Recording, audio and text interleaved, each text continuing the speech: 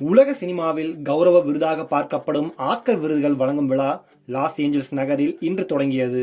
உலகம் முழுவதும் இருக்கும் சினிமா ரசிகர்கள் யார் யார் விருது வாங்குவார்கள், எந்த படம் விருது வாங்கும் என ஆவலோடு எதிர்பார்த்திருக்கிறார்கள். இந்நிலையில் படங்கள் பெற்ற விருது குறித்த விவரம் தற்போது வெளியாகி இருக்கிறது. சினிமா துறையில் உயரிய மற்றும் கௌரவமான விருதாக பார்க்கப்படுவது ஆஸ்கர். எப்படியாவது அந்த விருதை வாங்கிவிட வேண்டும் என திரைத்துறையில் இருக்கும் ஒவ்வொரு கலைஞரும் இயக்கப்படுவார்.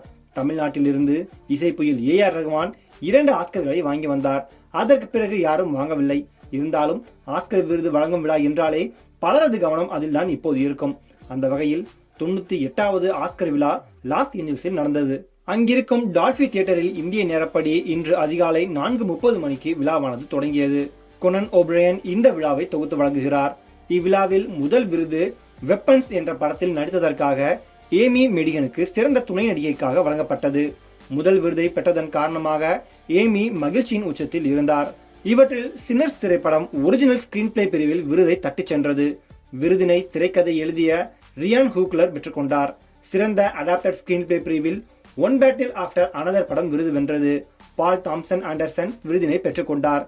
இதே படம் பெஸ்ட் காஸ்டிங் பிரிவிலும் விருது பெற்றது.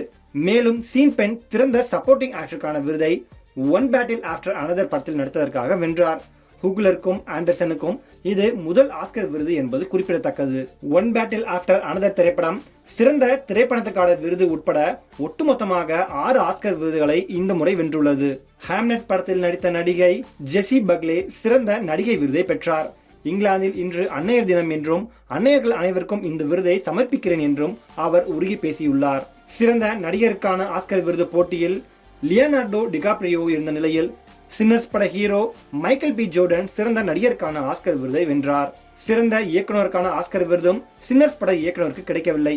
ஒன் பேட்டில் ஆஃப்டர் அனதர் படத்தின் இயக்குனர் பால் தாமஸ் ஆண்டர்சன் இந்த விருதை வென்றார். சின்னர்ஸ் படத்துக்கு சிறந்த பாடலுக்கான ஆஸ்கர் விருது கிடைக்கும் என எதிர்பார்க்கப்பட்ட நிலையில் கேபாப் ஹேண்டர்ஸ் படத்தில் இடம்பெற்ற கேபாப் பாடலுக்கு சிறந்த பாடலுக்கான ஆஸ்கர் விருது கிடைத்தது. சென்டிமெண்டல் வேல்யூ என்ற திரைப்படத்துக்கு சிறந்த சர்வதேச திரைப்படத்துக்கான விருது கிடைத்தது. ஆல் தி எம்டி ரூம்ஸ் என்கிற குறும்படம் சிறந்த ஆவண குறும்படம் என்கிற விருதில் ஆஸ்கர் விருதை வென்றது. பிராட்ஃபீட் நடிப்பில் வெளியாகி பாக்ஸ் ஆபீஸில் சக்கபோர்டு போட்டு வேட்டை நடத்திய F1 திரைப்படத்துக்கு சிறந்த பின்னணி இசைக்கான ஆஸ்கர் விருதை சின்னர்ஸ் படத்துக்கு இசையமைத்த லுட்விக் கோரன்சன் வென்றுள்ளார். இது அவரது முதல் ஆஸ்கர் விருது என்பது குறிப்பிடத்தக்கது. சிறந்த ஆவண படத்திற்கான விருதை மிஸ்டர் நோபடி அகைன்ஸ்ட் புட்டின் என்கிற ஆவண படத்துக்கு சிறந்த ஆவண படத்துக்கான ஆஸ்கர் விருது வழங்கப்பட்டது.